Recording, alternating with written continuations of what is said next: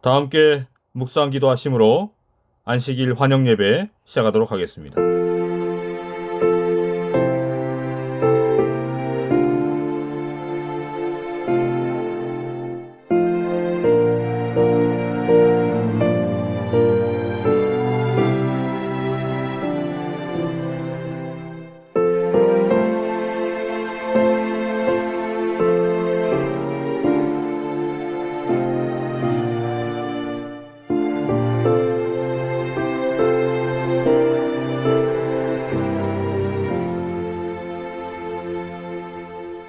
다 함께 찬미 344장 회개하고서 구주를 찬미하시겠습니다.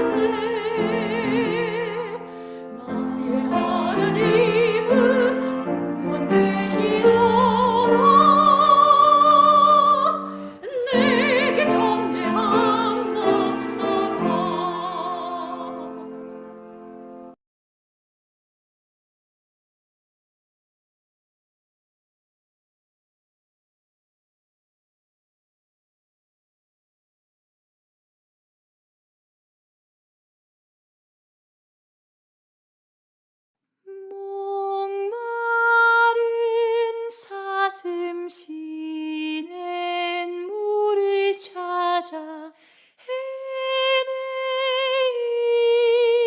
헤매이듯이 내 영혼 주를 찾기에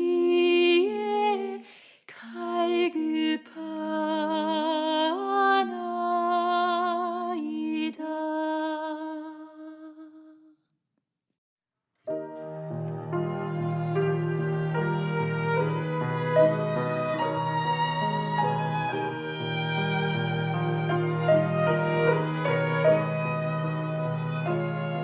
선한 목자 되신 우리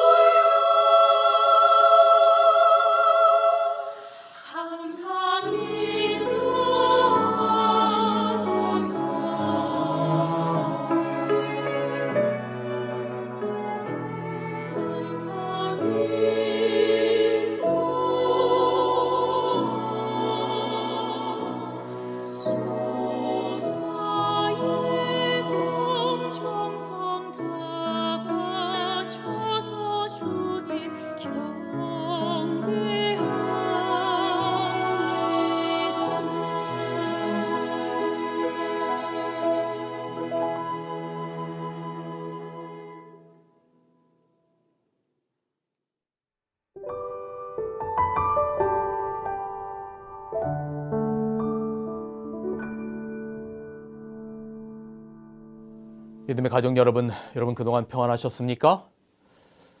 계속되는 다니엘서의 말씀, 오늘은 다니엘 10장 승리는 대군 미가엘 뿐이니라 라고 하는 제목으로 말씀을 드리겠습니다.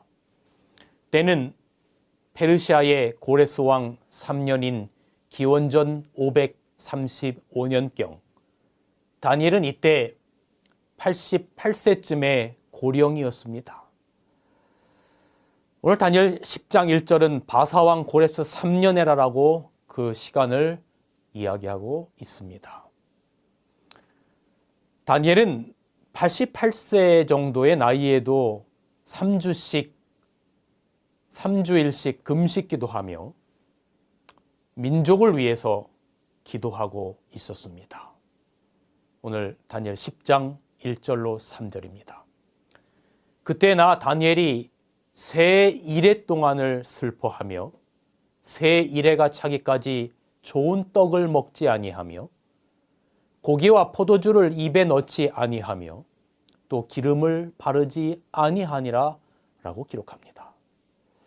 왜 이리도 무엇을 위해 하나님의 노종은 슬퍼하며 기도하고 있는가?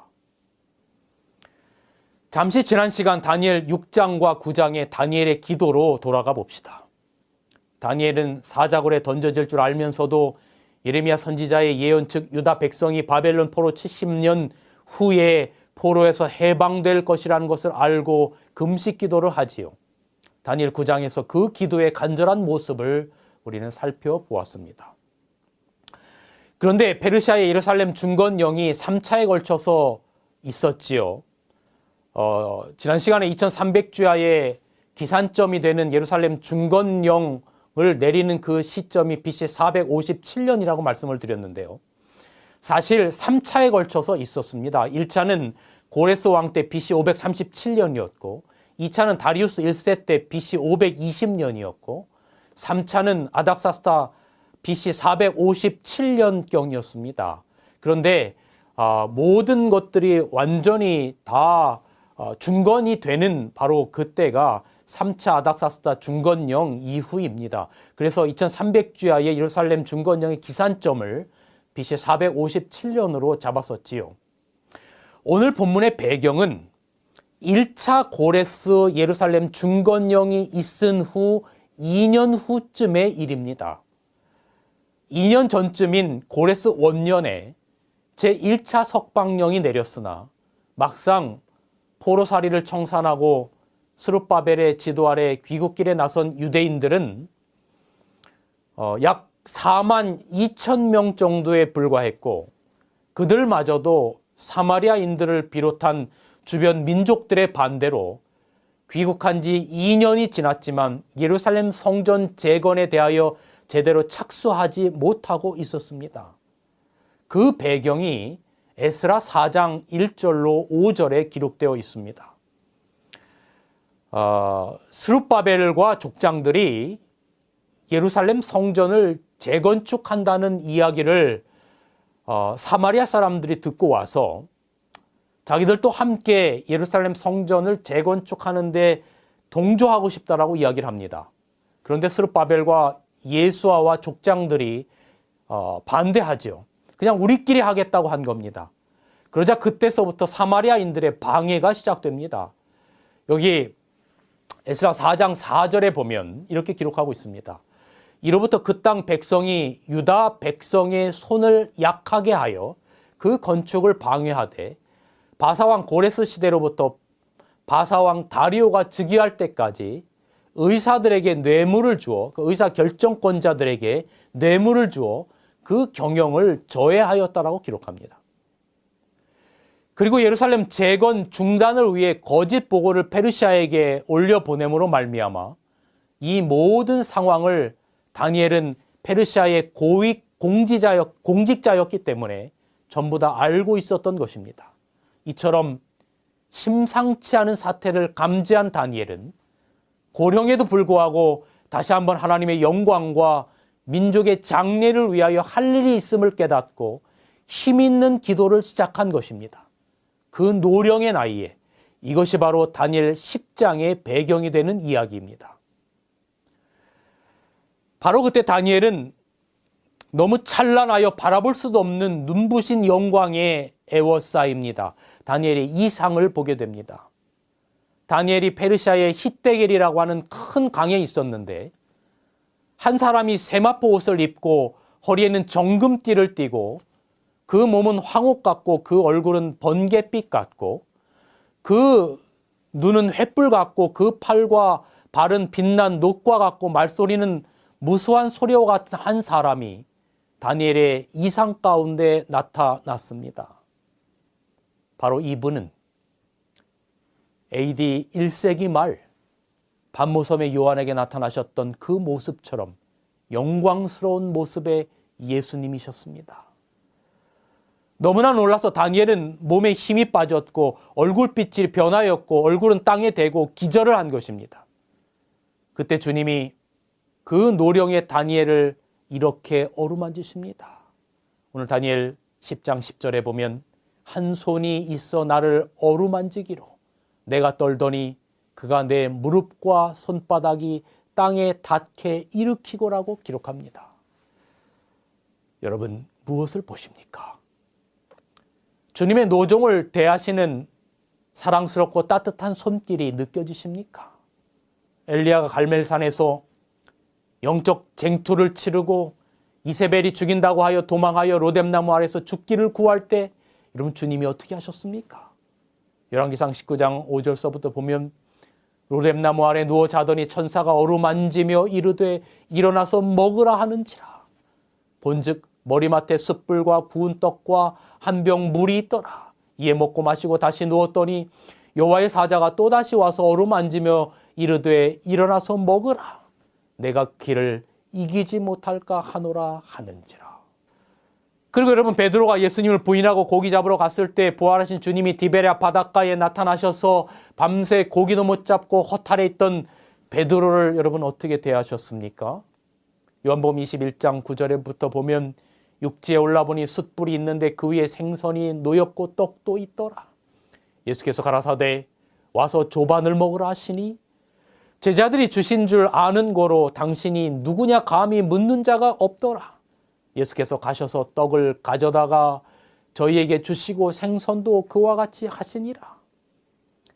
여러분이 신앙생활을 하시며 지치고 힘들 때마다 주님이 여러분에게 어떤 마음으로 대하시는지 아시겠어요?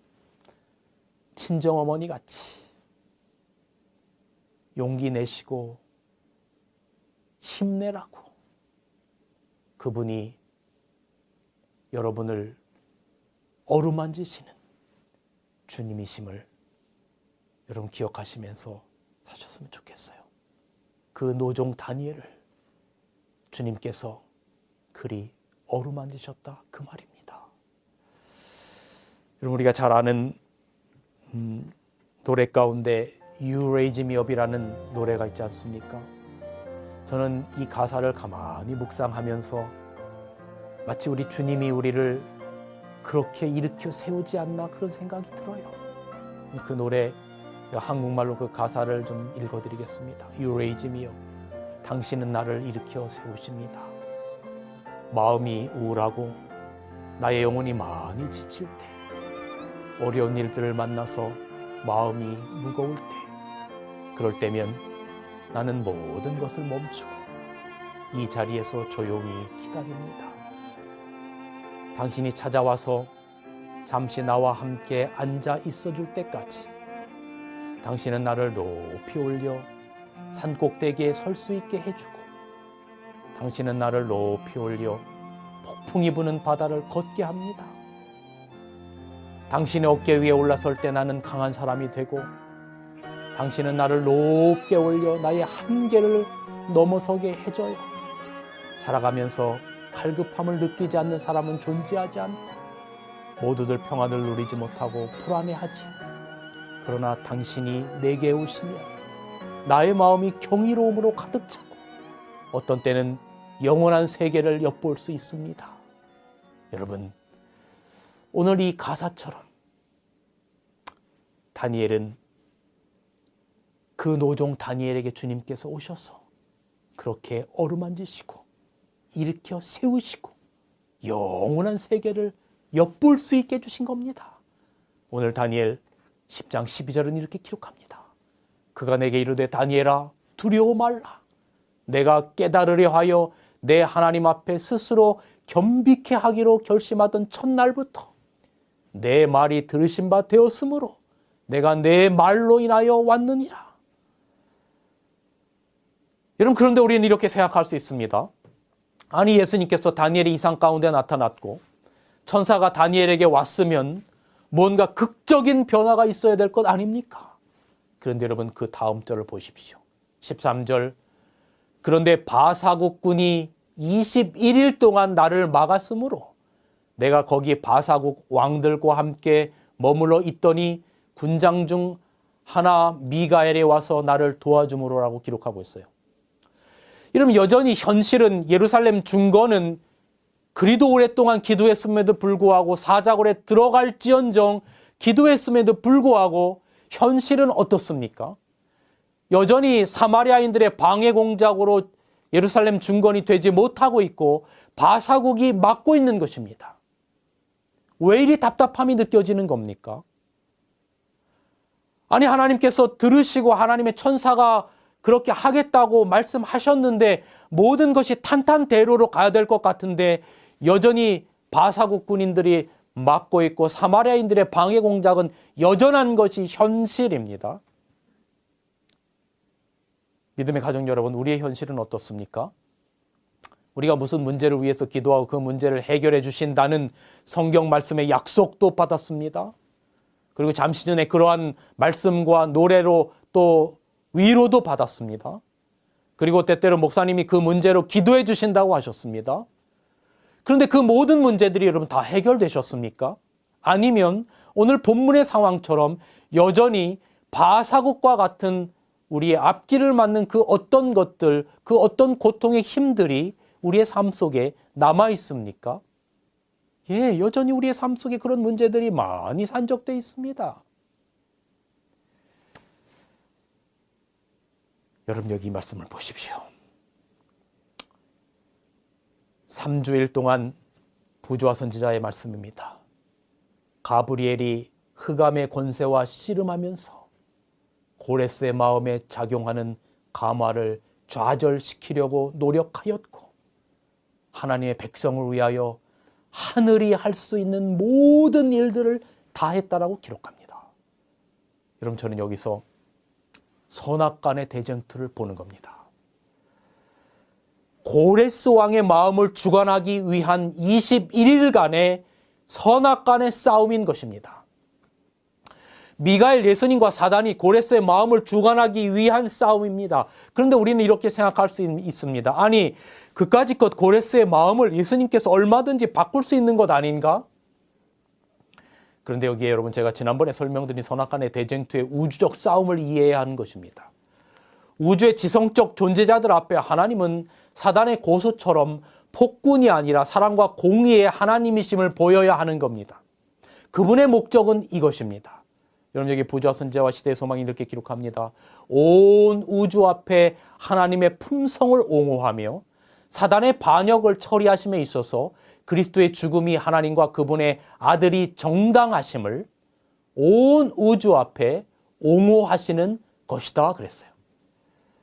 그러니 고레스 왕도 자신의 자유의지로 악을 버리고 선을 선택하기까지 지체되었던 것입니다. 여러분, 하나님께서는 시편 118편의 말씀처럼 우리 편에 계십니다. 그리고 십자가의 은혜로 우리를 마침내 승리케 하실 것입니다. 최종적인 결과는 하나님의 뜻에 의해 이루어질 것입니다. 그러니 우리는 믿고 의지하고 그분의 뜻을 우리의 삶에 이루어 주시도록 기도하면서 기다리십시다. 여러분, 여기 이 말씀 다시 한번 좀 읽어드리고 그 뒷부분의 말씀을 읽어드립니다. 3주일 동안 가브리엘이 흑암의 권세와 씨름하면서 고레스의 마음에 작용하는 감화를, 사단의 악한 그 감화를 좌절시키려고 노력하였고 하나님의 백성을 위하여 하늘이 할 수 있는 모든 일을 다 했다. 승리는 마침내 얻어졌고 원수의 군대들은 고레스의 모든 시대와 그의 아들 감비세스의 모든 시대 동안 저지를 당하였다라고 기록합니다. 여러분, 오늘 본문으로 다시 돌아와서 그 이상을 여기 보이십니다. 14절, 이제 내가 말이래 내 백성의 당할 일을 내게 깨닫게 하려 왔노라. 대저 이 이상은 오랜 후의 일이니라. 아니 여러분, 우리는 이렇게 말할 수 있어요. 아니 하나님, 오랜 후의 일 필요 없어요. 당장 지금 나의 삶의 문제서부터 해결해 주세요. 아니 그 오랜 후의 일 그거 말고요, 지금 당장의 문제를 해결해 주세요라고 우리가 하나님 앞에 기도할 수 있지요. 우리가 연약한 인간이기 때문에 그렇죠. 그런데 하나님은 오랜 후의 일을 보이십니다.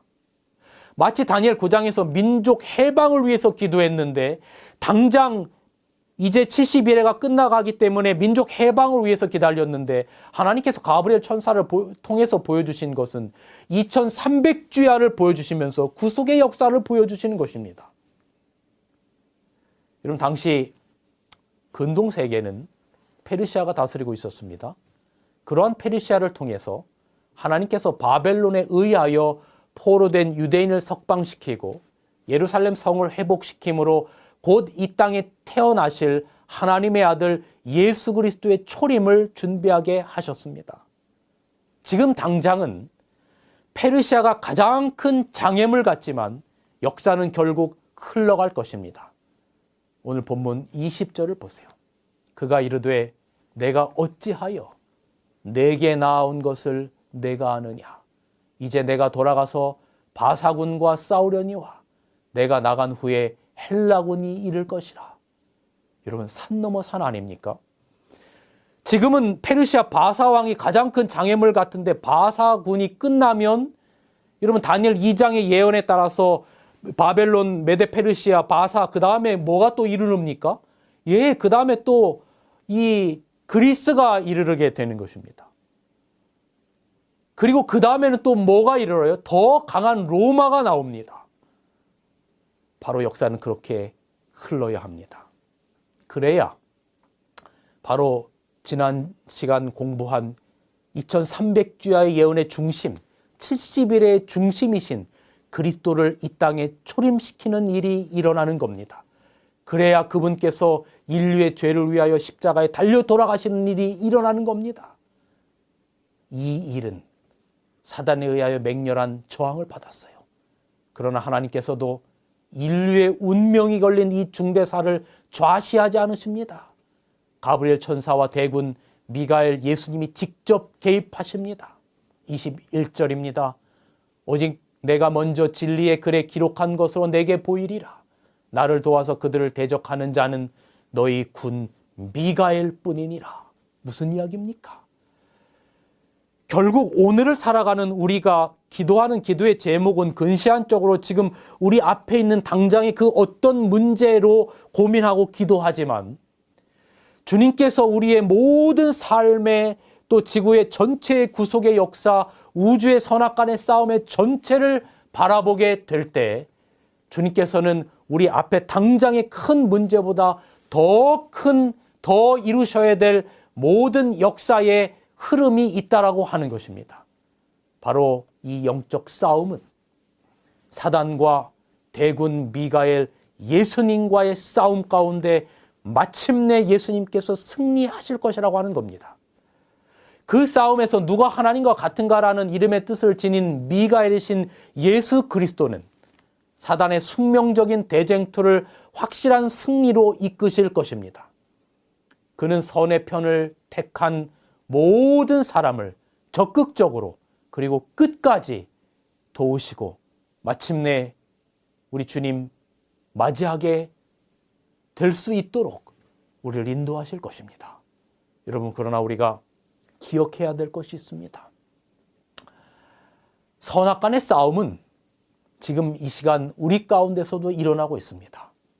다니엘 2장의 발가락 열국 시대를 살아가는 우리 가운데서도 선과 악의 싸움은 계속되고 있어요.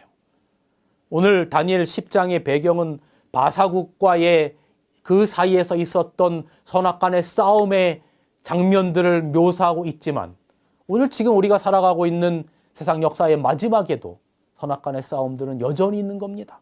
정치적으로 또 미국과 중국의 싸움, 북한과 남한의 싸움, 기독교와 이슬람의 싸움, 그리고 역사의 마지막에 안식일을 두고 일어나는 하나님의 인과 짐승의 표의 싸움, 많은 싸움들이 세상 역사의 마지막에도 있는 겁니다.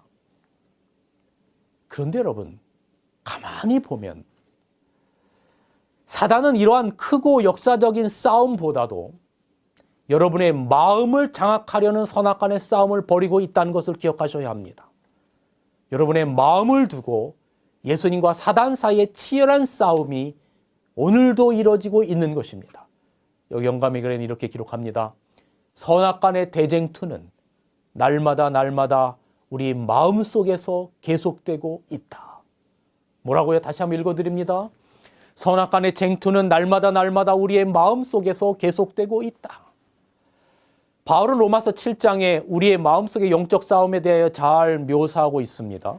로마서 7장 23절, 내 지체 속에 한 다른 법이 내 마음의 법과 싸워 내 지체 속에 있는 죄의 법 아래로 나를 잡아오는 것을 보는도다라고 기록합니다.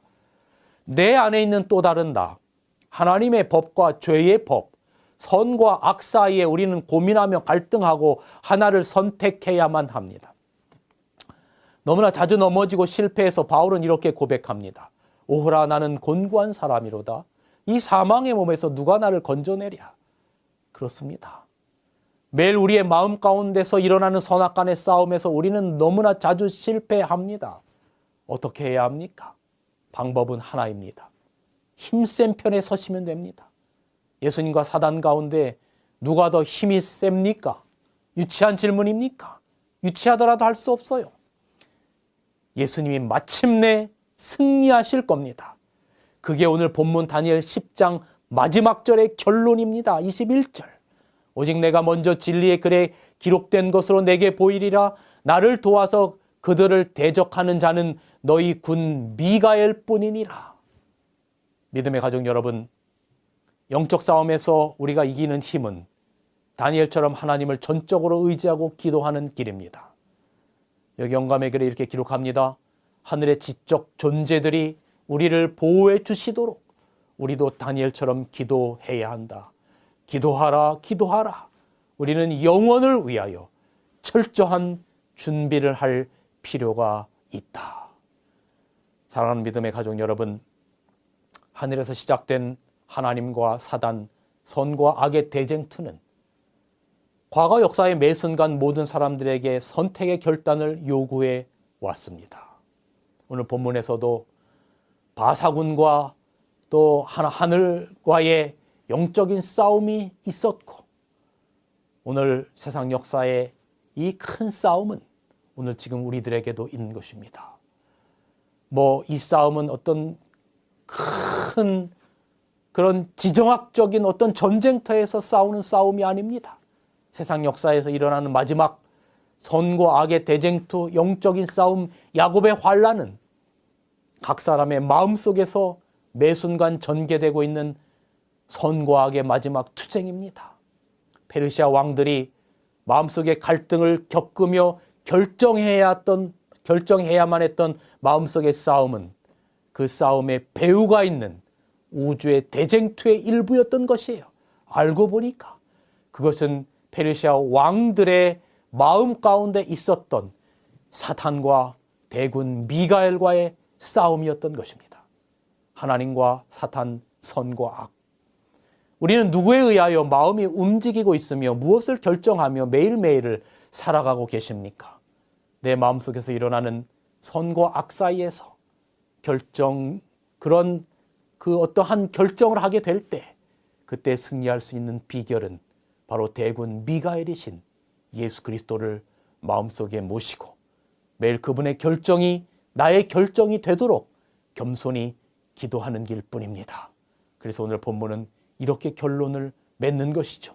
나를 도와서 그들을 대적하는 자는 너희 군 미가엘 뿐이니라. 전 목사로서 여러분에게 오직 예수님을 소개할 뿐입니다.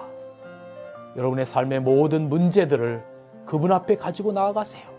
거기서 오는 기쁨과 희열만이 여러분을 하늘까지 인도할 거예요. 이번 한 주간도 어려운 일도 있고 힘든 일도 있어요. 그러나 여러분을 마침내 높은 곳에 서게 하실 주님을 의지하며 승리하시기를 간절히 기도하면서 오늘 말씀을 줄이겠습니다.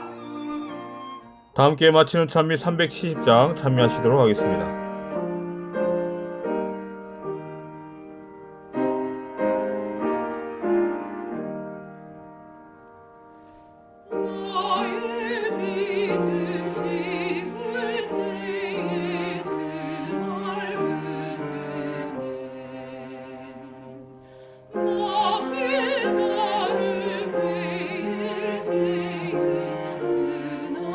붙드네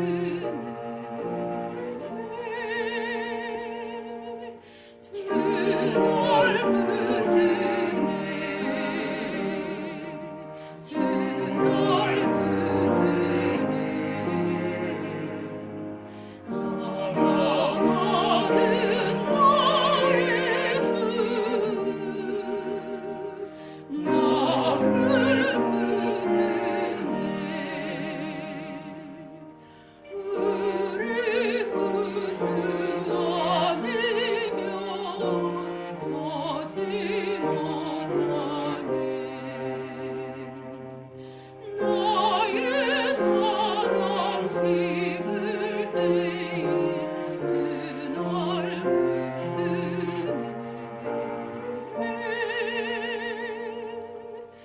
그날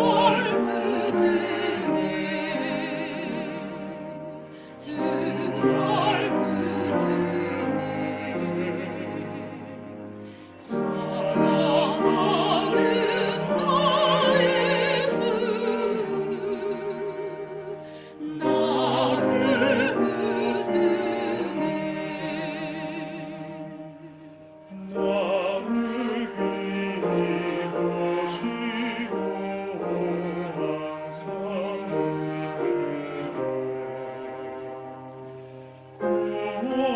구원의 사랑을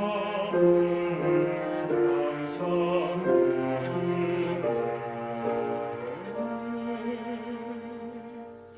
그날 붙드네 그날 붙드네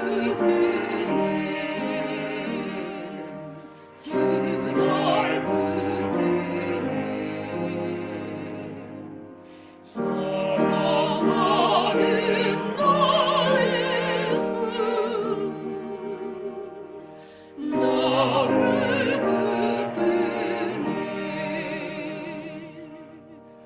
멸망길에 행하게 주날 붙드네 비를 흘려 샀으니 어찌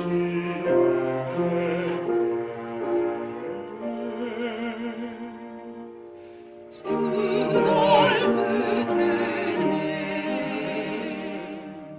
그날 붙드네 사랑하는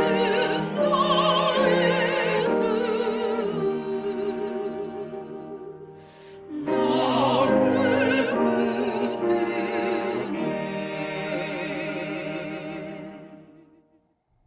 사랑의 우리 주님, 이 은혜롭고 거룩한 창조의 기념일 안식일을 허락해 주시고 사랑하는 우리 성도들과 함께 사랑하는 주님 앞에 나와 함께 예배하게 하시고 주님 만나 주님 말씀 들을 수 있게 하시니 감사합니다. 오직 주님의 뜻을 알아 주님의 뜻만 쫓는 거룩한 백성 되게 하옵소서. 예수님의 이름으로 기도드리옵나이다. 아멘.